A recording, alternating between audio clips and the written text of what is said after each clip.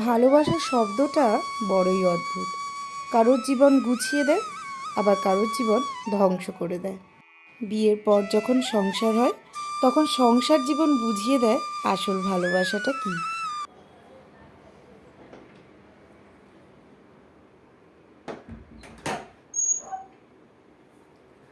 Hello everyone, good evening. আমি পিয়ালি আর আমার নতুন একটি ব্লগে আপনাদের সবাইকে ওয়েলকাম।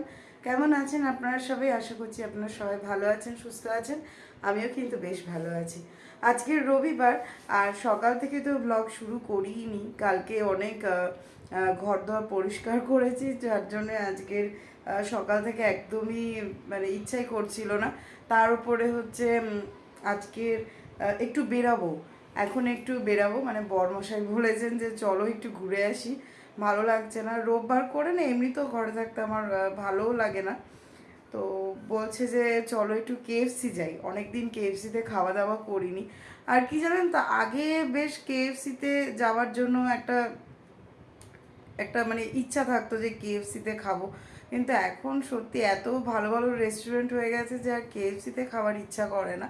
তো আজকের ও হঠাৎই বলছে, কালকে বলে রেখেছিল যে পিয়ালি আজকে সন্ধ্যাবেলা কেএফসিতে যাব, যার জন্য আমি সকাল থেকে সেরকম কিছু রান্নাও করিনি।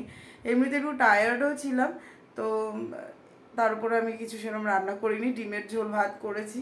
তো দুপুরবেলা তো ওগুলো খেয়ে নিয়েছি। তো এখন একটু বেরাবো, চলুন রেডি হয়ে যাই, কারণ বলেছে আমাকে 8টার মধ্যে রেডি হয়ে থাকতে। ও গেছে হাঁটতে, একটু ইভিনিং ওয়াকে যায়, আপনারা তো জানেনই।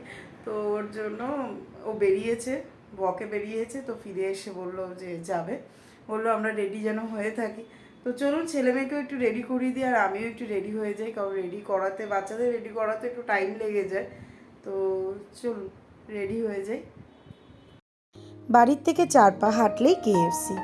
বেরিয়ে পড়েছি 4 জনে মিলে, হাঁটতে হাঁটতে চলে এসেছি কেএফসিতে।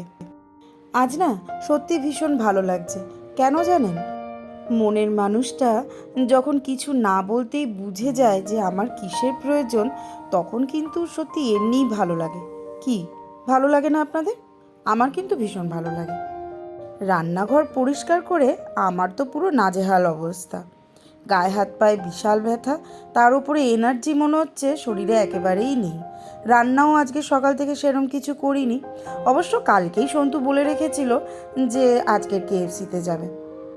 সত্যি কথা বলতে কি জানেন তো, আমার কাছে কিন্তু সত্যি ম্যাটার করছিল না যে আমি কোথায় খেতে যাচ্ছি।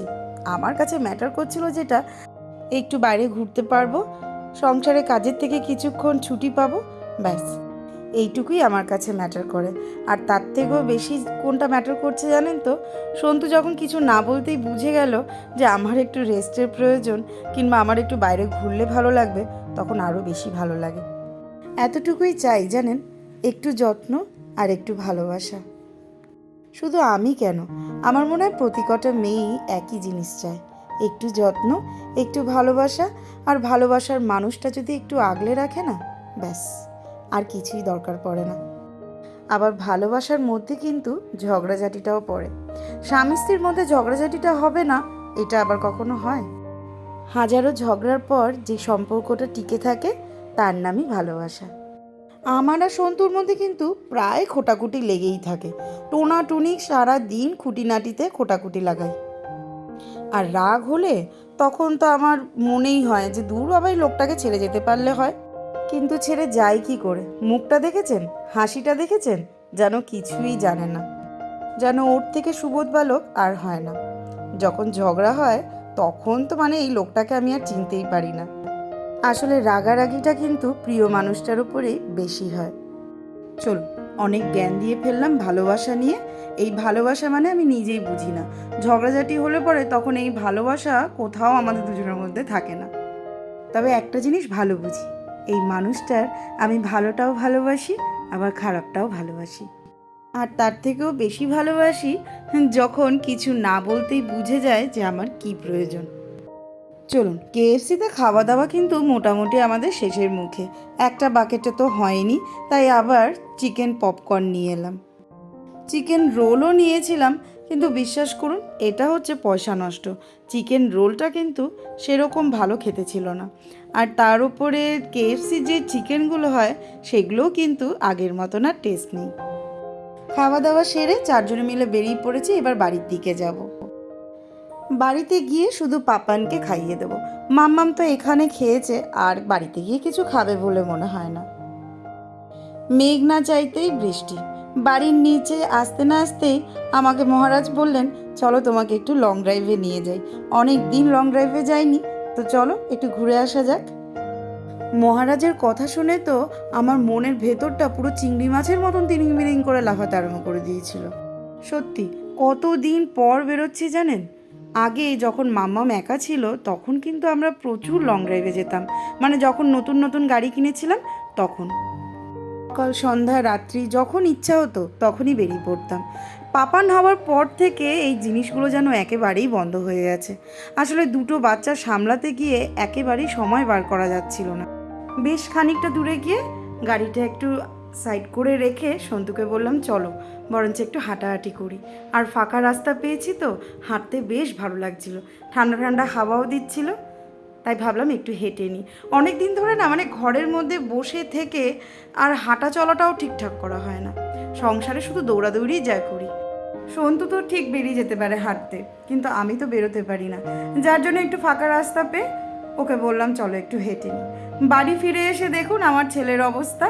আর নিচে একটা সিকিউরিটি গার্ডের ছেলে রয়েছে, ওই বাচ্চাটার সাথে আমার ছেলে আবার ভীষণ ভালো খেলতে পারে।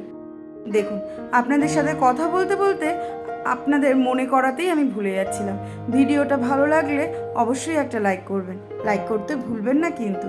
আর যদি নতুন বন্ধু হন তাহলে চ্যানেলটাকে সাবস্ক্রাইব করে আমার পাশে থাকবেন। আপনারা যারা রোজ আমার ভিডিও দেখেন, রোজ আমার ব্লগ দেখছেন, তারা কিন্তু নিশ্চয়ই জানেন যে আমার ছেলে কিন্তু আঙ্গুল চষে। দুদিন ধরে এমন বকাবকি করেছি, ভয়ের চোটে সবসময় হাতটাকে পেছনে রেখে দিচ্ছে জানেন। এখন সেই মহাপণ্ডিতদের মতন দুটো হাত পেছনে রেখে ঘোরে। আর এই যে সিকিউরিটি গার্ডের ছেলেটা, ও কিন্তু পাপানেরই বয়সে। পাপান আবার ওর সাথে খেলতে ভীষণ ভালোবাসে। আসলে নিচে তো এমনি তো আসা হয় না, নিচে আসলে পরে ওই যতগুলো বাচ্চা থাকে তাদের সাথে একটু খেলাধুলা করে। আর এখন তো রাত্রিবেলা 10টার ওপরে বেজে গেছে, এখন তো আর কেউই নেই, যার জন্যই শুধু সিকিউরিটি গার্ডের ছেলেটা ছিল, ওর সাথেই খেলছে। আজকের ব্লগটা আমি এখানেই শেষ করছি। সবাই ভালো